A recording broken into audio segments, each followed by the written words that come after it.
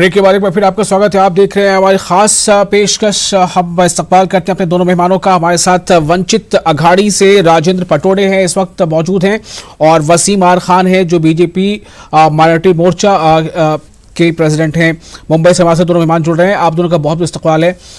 सबसे पहले वसीम आर खान साहब आपके पास मैं आ रहा हूँ सवाल लेकर कि कितना अहम है ये इंतखाब, आज जो पोलिंग हो रही है महाराष्ट्र में और हरियाणा में।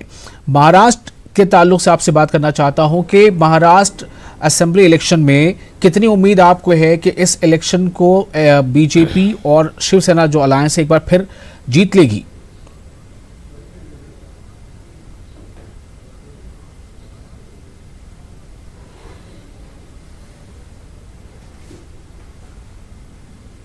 वसीम साहब को मेरी आवाज मिल पा रही है?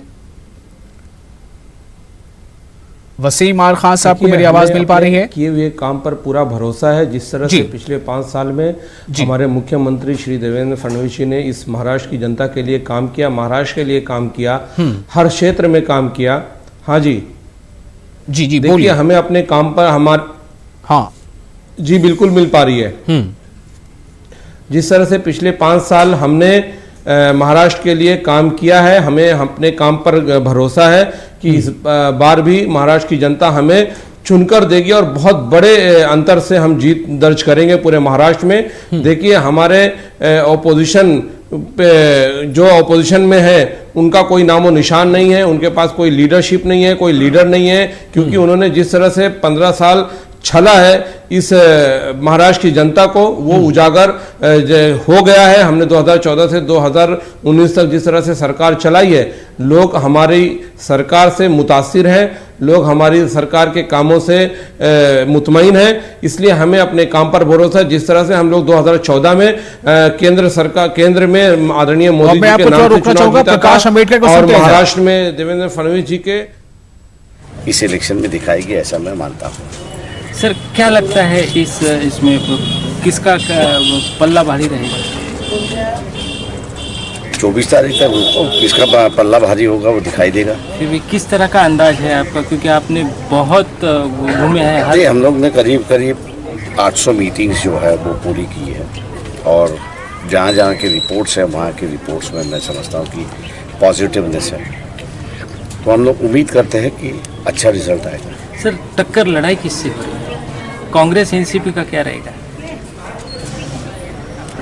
मैं अभी टिप्पणी करना उचित नहीं मानता हूँ, क्योंकि लोग वोटिंग को जा रहे हैं और किसी पार्टी पर टिप्पणी करना अब उचित नहीं है, इसलिए मैं आज किसी पर टिप्पणी नहीं करूँगा।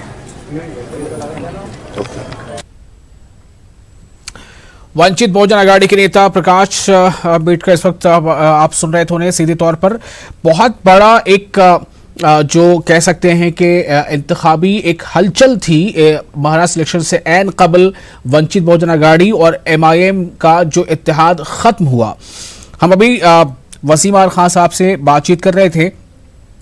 वसीम साहब, मैं ये सवाल करना चाहता, आपने अभी अपनी बात में कहा कि अपोजिशन के पास कोई लीडर नहीं है। क्या आप एनसीपी के शरद पवार को लीडर नहीं मानते? क्या आप प्रकाश आंबेडकर को उस दर्जे के लीडर की हैसियत से नहीं देखते?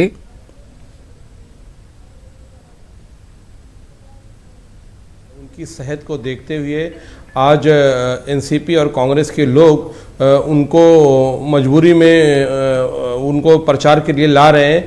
ये बहुत दुखदायक है। वो आदरणीय शरद पवार जी ने बहुत लीडरशिप की, बहुत सेवाएं की इस महाराष्ट्र के एनसीपी और कांग्रेसियों की, लेकिन अब मुझे नहीं लगता है कि ये अब ये सोचिए, इसका एक दूसरी दलील है कि आज माननीय शरद पवार जी को चुनाव प्रचार करना पड़ रहा है उनकी सेहत खराब होने के बावजूद। तो इनके पास लीडरशिप की कमी है, इनके नेता नदारद है, इनको मालूम है रिजल्ट क्या आने वाला है, क्योंकि इन्होंने जो पिछले सरकारें जब चलाई है एकदम गलत नीति और नियत के साथ चलाई है, उनको ये मालूम हो चुका है कि जनता अब हमें बख्शने वाली नहीं है। तो कोई भी आकर इस उसमें नाम खराब करना नहीं चाहता है। उनको लगता है कि भैया बीजेपी और सेना तो बहुत बड़ी मार्जिन से लोग जीत रहे हैं, तो हम क्यों जाकर अपना और नाम खराब करें, क्योंकि वंचित अघाड़ी से राजेंद्र पटोड़े हैं। विजन नहीं है। राजेंद्र पटोड़े जी, क्या आपके नेता की वो हैसियत नहीं है प्रकाश आंबेडकर की जो बीजेपी और शिवसेना के मुकाबले में आ सके? क्या बीजेपी शिवसेना को टक्कर देने वाला अपोजिशन में वैसी ताकत ही नहीं है? जाहिर है कि आप लोग अलग अलग इंतखाब भी लड़ रहे हैं। पटौड़ी जी, आपका क्या कहना है?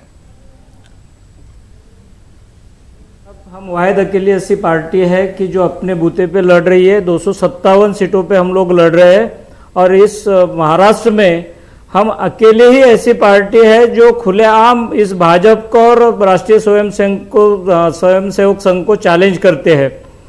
बाबा साहब अम्बेडकर जो है वो नागपुर जाकर संघ के ऑफिस के सामने उन्होंने मीटिंग किया था और खुलेआम चैलेंज किया था कि जो मोहन भागवत है वो आ जाए, हर चीज़ का जवाब और सवाल हम करना चाहते हैं उसके जवाब वो दे दे, उनके कुछ सवाल होंगे तो हम देंगे।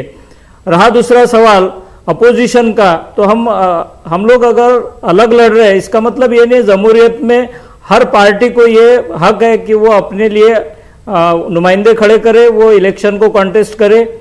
इसलिए ऐसा नहीं होता है कि हम लोग अलग लड़ रहे। हमारे साथ 42 लाख लोग जो थे वो लोकसभा के इलेक्शन में थे। अब यहाँ महाराष्ट्र का माहौल ऐसा है कि यहाँ पर ना तो कांग्रेस ना राष्ट्रवादी, ये दोनों पार्टियां लगभग खत्म हो चुकी है। कई पार्टी जो राष्ट्रवादी के कई लोग जो थे जिन्होंने मतलब जो बात वसीम आर खान कह रहे हैं वो आप 100% मान रहे हैं कि उनकी बात सही है। और अगर हम ये बात मान लें तो बीजेपी का मुकाबला वंचित बहुजन अघाड़ी से है जो कि लोकसभा इलेक्शन में एमआईएम के साथ अलायंस से थी। अब इत्तेहाद आपका खत्म हो चुका है। यहाँ के जो सीएम है, सीएम जो है इसके साथ अलायंस करना है और 3-4 महीने में अलायंस तोड़ना पड़ रहा है इनको। इनकी क्या नीति और नियत होगा? देखिए आपके पास विजन होना चाहिए चुनाव में आने के लिए। आप 4-5 महीना पहले लोकसभा में असदुद्दीन ओवैसी साहब के साथ अलायंस में आते, फिर अचानक क्या आप उनके अंदर देख रहे थे कि उनसे अलग हो जा रहे हैं? तो आपको पहले देखिए करना है। आप लोगों ने भी 2014 में सेना के साथ चुनाव नहीं लड़ा था, आपने अलग अलग लड़ा था। सर हम सब हम रिश्ता निभाना जानते हैं, हम लोग रिश्ता निभाना जानते हैं। हमारा रिश्ता बहुत अटूट है और बहुत मजबूत है और पूरे महाराष्ट्र में अगर जो किसी का डंका बजा है वो भारतीय जनता पार्टी की जो महायुति है, गठबंधन सरकार, उसका है। लोग उसी के साथ हैं। और देखिए आप 24 तारीख को आप देख लीजिएगा के पार्टी लीडर जो है वो इनके बारे में क्या छाप रहे थे। 3 महीना पहले नहीं, हमारा 30 मुझे लगता है 30 सालों से हमारा रिलेशन है। तो इनके बारे में कौन अफजल खान है और इनके बारे में क्या क्या चीजें बोली जा रही थी, सर आप अपनी बात करिए, समझ में आप अपनी बात करिए। आपका विजन क्या है महाराष्ट्र में चुनाव के लिए? आप 257 सीटों पे लड़ा रहे हैं, आपके पास कैंडिडेट कौन है? आप बताइए। राजेंद्र पटौड़ी जी, मैं एक सवाल आपसे करूंगा। जो राजेंद्र पटौड़ी जी, एक सवाल मैं आपसे करूंगा। सवाल बहुत आसान सा है, जवाब भले आप दें या ना दें। वंचित अघाड़ी पर एमआईएम पर यह इल्जाम लगता है कि ये दोनों पार्टियां महाराष्ट्र में इस बार खासतौर से सिर्फ वोट काटने का काम कर रही हैं, दूसरा कोई काम नहीं कर रही हैं। सेक्युलर वोट को ये काट रही हैं, फायदा किसे पहुंचेगा ये सबको पता है। इसका क्या जवाब है आपके पास? ये इल्जाम है आपके ऊपर। कौन है? कांग्रेस सेक्युलर है? कांग्रेस सेक्युलर है? आप पहले मेरे सवाल का जवाब दीजिए। आपने अभी कहा है कि आपका मुकाबला सीधे बीजेपी के साथ है। अभी आपने देखा कि बीजेपी और शिवसेना ने पिछली बार 14 में अलग अलग लड़ने के बावजूद इस पर ये लोग साथ आ गए, लेकिन आपने अपना अलायंस भी खत्म किया और साथ ही साथ 55 साल 65 साल आपने अभी कहा 257 सीटों पर लड़ने को, तो बीएसपी 268 सीटों पर चुनाव लड़ रही है। आपको पता होगा महाराष्ट्र में बीएसपी 268 सीटों पर चुनाव लड़ रही है, तो क्या वो जीत जाएगी, वो सरकार बना लेगी? हो सकता है वो भी जाए। वो हम लोग बीएसपी की नुमाइंदगी नहीं करते, हम अपनी पार्टी की करते हैं। हम अपने पार्टी की बात रखेंगे। इस मुल्क में जमहूरियत है और यहां पर दबे कुचले जमहूरियत है, लेकिन इसी जमहूरियत में आप देखिए इलेक्शन में यहाँ नंबर गेम होता है। आपके पास सबसे ज्यादा वोट कैसे आएगा ये आपको सोचना होगा। बीजेपी के पास सबसे ज्यादा वोट कैसे है वो बीजेपी को सोचना होगा। हाल ही में लोकसभा के इलेक्शंस में लिए एक सीधा सवाल ये है ना कि आपने लोकसभा में अलायंस अगर था आपका, तो अभी असेंबली में अलायंस क्यों नहीं है एमआईएम के साथ? एमआईएम की तरफ से ना बोलिए, आप बीजेपी की तरफ से बोलिए। अभी 2 मिनट पहले आप असद साहब को देशद्रोही साबित करने पे तुले हुए थे। अच्छा, आप उनको जवाब दे रहे हैं, पार्टी की बात करिए। आप वसीम साहब को जवाब दे रहे हैं। ठीक है, ठीक है। मैं ये कह रहा हूँ मैं उन्हें जवाब नहीं देना चाहता हूँ। मैं सिर्फ उनसे ये पूछना चाहता हूँ कि अगर महाराष्ट्र में गठबंधन टूट चुका है, महाराष्ट्र में अगर बहुत काम हुए हैं तो मैं सिर्फ एक सवाल का जवाब चाहता हूँ कि धर्मा पाटिल नाम के किसान ने मंत्रालय में आके सुसाइड किया था सर। हम आपको और जब उन्होंने सुसाइड किया उसके बाद जब सीएम उनके जिले में जाते हैं, वहां कोई मीटिंग करते हैं, सवालात के जवाब लगभग पुलिस ने धर्मा पाटिल के फैमिली को नजरकैद करके रखा हुआ था, मुत्तहिद भी है और हमारे साथ इत्तेफाक भी रखती है। ये महाराष्ट्र की जनता तय कर चुकी है। आप देखिए 24 तारीख को पूर्ण बहुमत से आंकड़ा कहीं ज्यादा बड़ा होगा।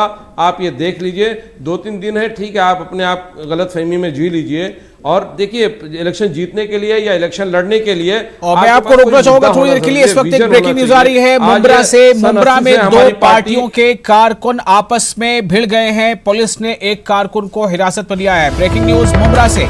मुंब्रा में 2 पार्टियों के कारकुन आपस में भिड़ गए, उनमें झड़प हो गई। पुलिस ने एक कारकुन को हिरासत में लिया है। पुलिस की मुदाखलत से हालात पुरअमन। एनसीपी और एमआईएम कारकुनान में हुई थी तकरार। अभी आपको कुछ देर पहले हमने आपको बताया था कि किसी से औरंगाबाद के मोमिनपुरा में भी एनसीपी और एमआईएम के कारकुन आपस में भिड़ गए थे। और ये मुंब्रा से अभी खबर है जहां पर एनसीपी और एमआईएम के कारकुन आपस में भिड़ गए, जिसके बाद पुलिस ने वहां तेजी से एक्शन लिया और एक कारकुन को हिरासत में लिया है। मुंब्रा में इस वक्त जो खबर है वो ये है कि मुंब्रा में 2 पार्टियों के बीच, जो एमआईएम और एनसीपी, इन दोनों कारकुनों के बीच झड़प है। सवाल इस बात को लेकर उठना चाहिए कि आखिर एमआईएम और एनसीपी के कारकुन ही आपस में बार बार क्यों भिड़ रहे हैं। औरंगाबाद में भी यही सूरत हाल थी जहां पर एमआईएम और एनसीपी के कारकुन आपस में भिड़ गए।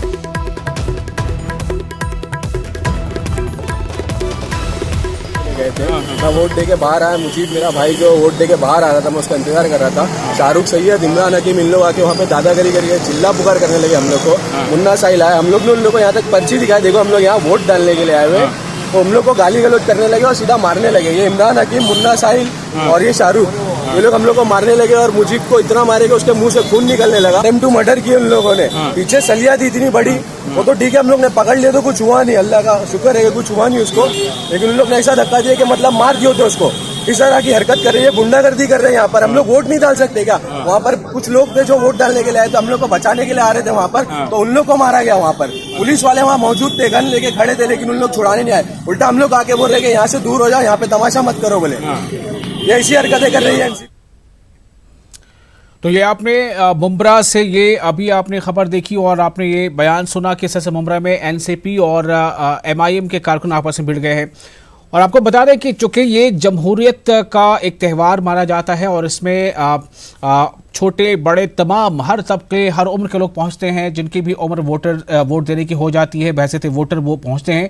102 साल के वोटर्स ने हक राय दही का इस्तेमाल किया है। ये तस्वीर आप देखिए, ये जो वोटर्स आपको नजर आ रहे थे अभी व्हील चेयर पर, इनकी उम्र 102 साल है, यानी सेंचुरी, उम्र की सेंचुरी ये पार कर चुके हैं। उसके बावजूद अपने हक़ राय दही का इस्तेमाल इन्होंने किया है। और सीधा एक पैगाम है कि जमहूरियत में अगर आपको अपनी आवाज़ बुलंद करनी है तो वोट का रास्ता अपनाइए, वोटिंग का रास्ता अपनाइए। वोट के ज़रिए से आप अपनी पसंद नापसंद तय कीजिए कि आप किसे अपना नुमाइंदा चुनना चाहते हैं अपने हल्के का, किसे नहीं चुनना चाहते। और इस उम्र में वोटिंग करने के बाद, वोट करने के बाद क्या कुछ इन्होंने कहा है वो भी आपको हम सुनाएंगे। कितने सालों से आप वोट कर रहे हो और क्या क्या बदलाव आपने देखे इतने सालों में? अरे हिंदुस्तान आज़ाद होने के बाद में वोट कर रहा हूँ मैं, और कुछ सब कितनी मेरे सामने वो सरकार बदली हो गई, तो अभी मोदी को वोट दे रहा हूँ। मोदी अच्छा काम कर रहे हैं। इस हिंदुस्तान आज़ाद होने से लेके हर साल आपने वोट हर साल वोट देता हूँ। हिंदुस्तान होने के बाद में अभी पूरा वोट दे रहा हूँ। 102 साल आपकी उम्र है? हाँ, 102 साल की उम्र है मेरी। बीमार थे लेकिन फिर भी आए? आप हॉस्पिटल में था मैं 4 दिन, फिर भी मैं वोट देने को आया हूँ। तो आपसे गिनती है कि आप भी सब नौजवान भाई सब वोट देने को। आप अकेले नहीं आते, पूरा परिवार साथ? हाँ, पूरा परिवार आएला। मेरा परिवार कम से कम 150 आदमी है हम लोग सब। तो सबको हर साल इसी तरीके से आपने आदत लगाई है पहले से ही? हाँ, सबको आदत लगा ली है, सबको वोट देने की। तो हर साल सबको साथ में लेके आते हैं? हाँ, हर साल साथ में लेके आता हूँ। 102 साल की उम्र है और इनका कहना है कि हर साल ये वोट देते हैं। मतलब इनका ये कहने का मकसद था कि जब भी वोटिंग का वक्त आता है वो वोट देते हैं, हर बार वोट देते हैं, चाहे वो स्टेट असेंबली हो या फिर वहाँ के मकामी इंतखाबात हों या फिर ये आम इंतखाबात हों। जाहिर है एक पैगाम है नौजवानों के लिए, उन तमाम लोगों के लिए जो वोट के दिन ख़ास तौर से इसे छुट्टी का दिन समझते हैं और वोटिंग बूथ से जो है वो दूर रहते हैं। 102 साल की उम्र में इन्होंने वोट दिया है, अपनी पसंद का इन्होंने इजहार किया है। उन्होंने बताया कि कैसे आज़ादी के बाद से हिंदुस्तान जब आज़ाद हुआ और जब से ये वोटिंग का सिलसिला जारी है तब से ये लगातार हर बार इन्होंने वोट दिया है। और अभी वोट देने से 4 दिन कबल ये अस्पताल में दाखिल थे, वहाँ से उसके बाद ये जब बेहतर हुए तो इन्होंने वोटिंग का ही फैसला किया। और इस वक्त एक और बड़ी खबर, बारामती के एक गांव में बारिश से नहीं रुकी पोलिंग, यानी बारिश होती रही और पोलिंग भी होती रही। कामरेश्वर ग्राम स्थान में ये मामला है। ट्रैक्टरों को जोड़कर वोटरों के लिए रास्ता बनाया गया ताकि बारिश के बावजूद वो उस पर चढ़कर किसी तरह से वहां तक पहुंचे। रुक रुक कर बारिश हो रही थी, उसके बावजूद कई जो वोटर थे वो अपने पोलिंग बूथ तक पहुंचे। बारामती के गांव में बारिश पोलिंग के बीच रखना नहीं बन पाई और इंतजामिया ने वहां पर दरअसल बहुत अच्छा कदम उठाया। तस्वीरें आप देखिए, क्या खूब ये तस्वीर है। एक के बाद एक ट्रैक्टर्स को जोड़कर रास्ता बनाया गया है, क्योंकि वो रास्ता इस तरह का नहीं था कि जहां पर आसानी से जाया जा सके, और ट्रैक्टर्स को जोड़कर ट्रैक्टर ट्रॉली को एक साथ मिलाते हुए रास्ता बना दिया गया ताकि आप उस पर सवार होकर वोटर्स जो हैं वो जाएं और अपने हक़ इरादे का इस्तेमाल करें। बहुत बेहतरीन मिसाल ये इस वक्त देखी जा सकती है।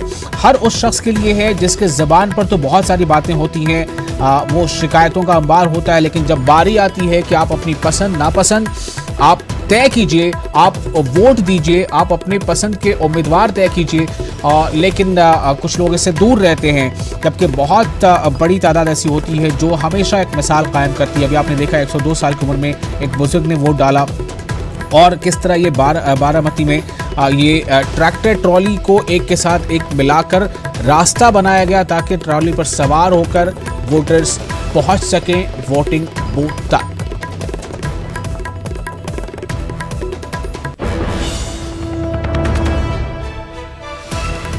और वोटिंग पैटर्न पे किन मुद्दों पर इंतखाबात लड़े जा रहे हैं, इस मुद्दे पर कई सवाल हमारे साथ हैं। 2 मेहमान हैं, उनसे हम कर रहे थे।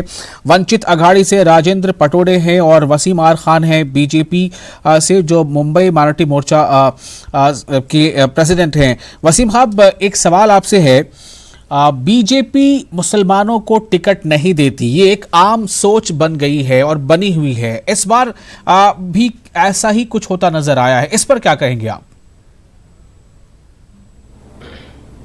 देखिए, जिस तरह से पिछले 65 सालों में भारतीय जनता पार्टी को दीगर पार्टियों ने अल्पसंख्यक समाज से दूरी बनाई, अल्पसंख्यक समाज के दिमाग में गलत धारणा पैदा की, तो उस तरह से अल्पसंख्यक समाज बहुत ज़्यादा इस भारतीय जनता पार्टी में नहीं था। लेकिन 2014 में जब गवर्नमेंट आई माननीय मोदी जी के नेतृत्व में, जब उन्होंने सबका साथ सबका विश्वास की बात की और जिस तरह से उन्होंने 5 साल तक सभी समाज के लिए बल्कि 130 करोड़ भारतीयों के लिए काम किया, तभी मुतासिर होकर अल्पसंख्यक समाज बहुत तेजी से भारतीय जनता पार्टी की तरफ बढ़ा, भारतीय जनता पार्टी में शामिल हुआ। तो आने वाले दिनों में जरूर नुमाइंदगी मिलेगी।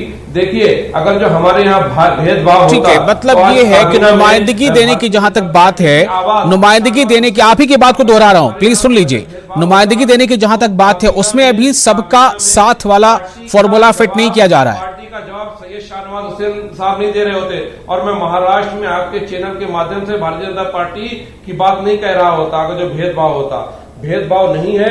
हमारे यहाँ चुनाव की एक प्रक्रिया होती है, हम लोग सर्वे करके जो नुमाइंदा जीतने जैसी कंडीशन होती है उस हिसाब से हम लोग उसको टिकट देते हैं। मतलब आप सीधे तौर पर ये कहना चाहते हैं कि बीजेपी को यह लगता है कि कोई मुसलमान चुनाव जीत नहीं सकता?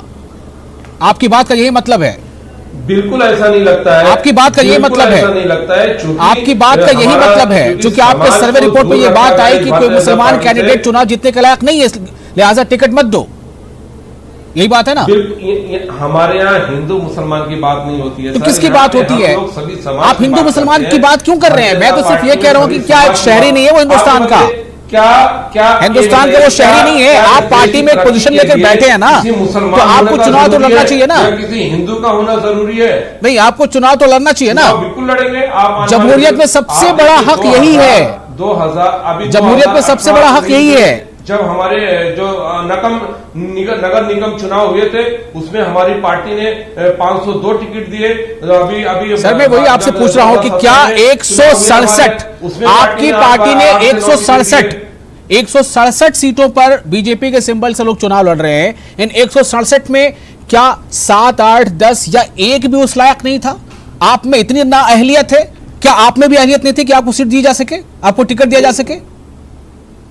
भारतीय जनता पार्टी से चूंकि जुड़ाव बहुत कम रहा है हमारे अल्पसंख्यक समाज का, हमारे मुस्लिम समाज का, तो हमारे यहाँ देखिए आज बहुत तेजी से भारतीय जनता पार्टी के साथ मुस्लिम समाज जुड़ रहा है और माननीय प्रधानमंत्री और हमारे देवेंद्र फडणवीस जी की नीति और नीयत से प्रभावित। ठीक है, मतलब आप ये कहना चाह रहे हैं कि आने वाले 10-15 सालों में शायद ऐसा हो कि अभी पार्टी से लोग जुड़ रहे हैं, बाद में उन्हें टिकट दे। ठीक है, ओके। अब एक सवाल आपसे और है, वंचित बहुजन अघाड़ी के हमारे साथ राजेंद्र पटोले जी, आपसे भी रिएक्शन लूंगा इस बात पे। एक सवाल और है, महाराष्ट्र स्टेट का अपना जो हज भवन है वो अभी तक महाराष्ट्र में नहीं है, ये पता है ना आपको? इसके नहीं बनने के पीछे क्या आपकी हुकूमत पर सवाल नहीं उठता? बिल्कुल हमारी हुकूमत पहल कर रही है। अभी हमने उसके लिए हमारे माननीय हमारे देवेंद्र फडणवीस जी ने बोला भी है, जगह देखने के लिए हमें जगह भी मिली है बहुत। अब आप ही बताइए, थोड़ी देर के लिए फर्ज कर लेते हैं इंतखाबात है, पता नहीं पब्लिक का मूड क्या हो, अगर आपकी हुकूमत नहीं रही तो क्या समझा जाए? 5 साल आपको मिला था, 5 साल आपने वहां पर हुकूमत की, आपने इन 5 सालों में एक हज भवन नहीं दिया। महाराष्ट्र स्टेट हज कमेटी का अपना हज भवन नहीं है। वसीम साहब, महाराष्ट्र स्टेट हज कमेटी का अपना हज भवन नहीं है। आप पोजीशन पर बैठे हैं, सवाल आपसे होगा। ये सवाल उनसे बनता है जो मुस्लिम समाज के पैरोकार बनते हैं, जो अल्पसंख्यक समाज के मसीहा बनते हैं। ठीक है, 15 साल। राजेंद्र पटोले जी, आप बताइए मुझे, क्या 5 साल कम होता है एक हज भवन बनाने के लिए? महाराष्ट्र स्टेट हज कमेटी का अपना हज भवन नहीं है। वसीम साहब जवाब नहीं दे पा रहे हैं। पटोले जी, क्या 5 साल कब होता है? बिल्कुल, हमने अभी देखिए साहब, और बनेगा साहब देखिए वहां पे हमारे महाराष्ट्र का वो जरूर बनेगा। ये तो सवाल उनसे पूछने की जरूरत है जिन्होंने 15 साल। सर मैं आपसे क्यों ना पूछूं, अभी आप 5 साल में थे, इससे क्यों नहीं पूछा जाए? अभी आपने कहा कि बहुत सारे काम किए, सबका साथ सबका विकास, कहां ये विकास? ये हज हाउस क्यों नहीं बना 5 साल में? हमारे पास प्रपोजल आया है। 5 साल में प्रपोजल आया, जो चेयरमैन 5 सालों में प्रपोजल आया, उन्होंने सर प्रपोजल आया। जगह इतना आसान, देखो जगह का भी मखसूस कोई खास जगह। ठीक है, इससे आपकी रफ्तार पता चलती है। राजेंद्र पटोले, आपका रिएक्शन लाना चाहूंगा। क्या 5 साल कब होते हैं एक स्टेट को उसका हज भवन देने के लिए, उसका एक दफ्तर देने के लिए? अपना स्टेट का दफ्तर अभी तक नहीं है महाराष्ट्र स्टेट हज कमेटी का। पटोले जी, आपका रिएक्शन। जी साहब, देखिए इसके पीछे एक सोच है। आपको पता होगा कि जब नरेंद्र मोदी जी से पूछा गया था कि गुजरात में जो दंगे हुए थे तो उसके बारे में आप क्या सोचते हो, तो उनका जवाब था, और इसी जवाब में यहाँ के मुस्लिम कम्युनिटी के और दलित कम्युनिटी के बारे में वो क्या सोचते ये समझ में आएगा। उन्होंने कहा था कि कुत्ते का बच्चा अगर गाड़ी के नीचे आ जाएगा तो आदमी को बहुत गम होता है, ये उनका जवाब था। जिस तरह से चलिए यहाँ के कम्युनिटी के बारे में अगर सोचने वाले लोग सत्ता में हो गए, ये वही मोदी साहब से क्या लेना देना है, सबका साथ सबका विकास, इसका बहुत इस्तेमाल किया जाता है इस नारे का। लेकिन सवाल ये है, देखिए नेहरू और गांधी के पीछे चुपना बंद कर दीजिए, नेहरू गांधी के पीछे चुपना बंद कर दीजिए। 5 साल आप सत्ता में थे, आरे की जमीन के लिए आप 3000 झाड़ एक दिन में काट सकते हो, एक रात में काट सकते हो, तो आपको हज हाउस के लिए क्या प्रॉब्लम था? हम न्यायालय का पालन कर रहे हैं सर। कोई न्यायालय रात को, नहीं चलती है, रात के अंधेरे में न्यायालय का पालन, फिर सुप्रीम कोर्ट ने क्यों रोक दिया आपको? सर ये देश बहुत सही सुप्रीम दिशा कोर्ट में ने जा क्यों रहा रोका है? ये प्रदेश बहुत सही दिशा में जा रहा है। ये मुल्क प्रदेश के इस मुल्क को जर्मनी की तरह हिटलरशाही पर लेके जा रहे हैं आप लोग, तानाशाही की तरफ ले जा रहे हो आप लोग। आप रात के अंधेरे में आरे के जमीन पर जाकर 3000 झाड़ काटते हो और आपको सुप्रीम कोर्ट रोकता है। न्यायालय ने झाड़ काटने के लिए नहीं कहा था, सुप्रीम कोर्ट का ऑर्डर पढ़ लीजिए, सुप्रीम कोर्ट ने रोक लगा के रखी हुई, उसके बाद क्यों नहीं काम हुआ, क्यों नहीं झाड़ काट रहे हो आप? बात आरे के झाड़ों की नहीं है, बात है हज हाउस क्यों नहीं बना, वहां की जमीन पे हज हाउस के लिए क्यों नहीं अलॉट किया? कि देश के 70 साल आजादी के बाद भी हम महाराष्ट्र में हज हाउस की मांग कर रहे हैं सर। ये बहुत पहले बन जाना चाहिए था, और लेकिन इंशाल्लाह ये हमारी हुकूमत में माननीय देवेंद्र फडणवीस जी के ठीक है। नेतृत्व में राजेंद्र पटोले जी, एक सवाल आपसे मैं करना चाहूंगा। ये गाजर बांटना बंद कर दीजिए, ये गाजर बांटना बंद कर दीजिए। लोग उगता चुके आपसे, 5 साल से लोग ये गाजर देख के आपसे उगता चुके।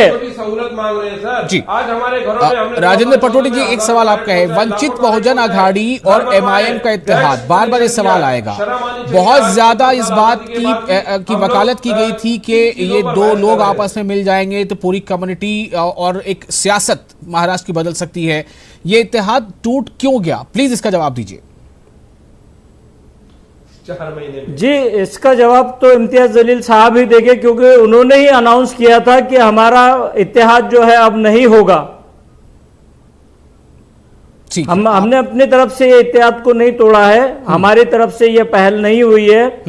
इम्तियाज जलील साहब का लेटर है, उनके स्टेटमेंट है, इसलिए वही बता सकते हैं कि इस इत्तेहाद को उन्होंने क्यों तोड़ा है। लेकिन ऐसा तो नहीं है ना, पार्टी के जो ओवरऑल जो चीफ है असदुद्दीन ओवैसी साहब, क्या उनके और अंबेडकर साहब की बातें नहीं हुई? पूरे देश में सभी पार्टियां इकट्ठा होकर माननीय पटोले साहब प्रधानमंत्री जी को गालियां दे रही है, कोशिश कर रहे हैं, और वो उतना ही बढ़ते जा रहे हैं। पटोले साहब, क्या अंबेडकर साहब के बीच और ओवैसी साहब के बीच बातचीत नहीं हुई?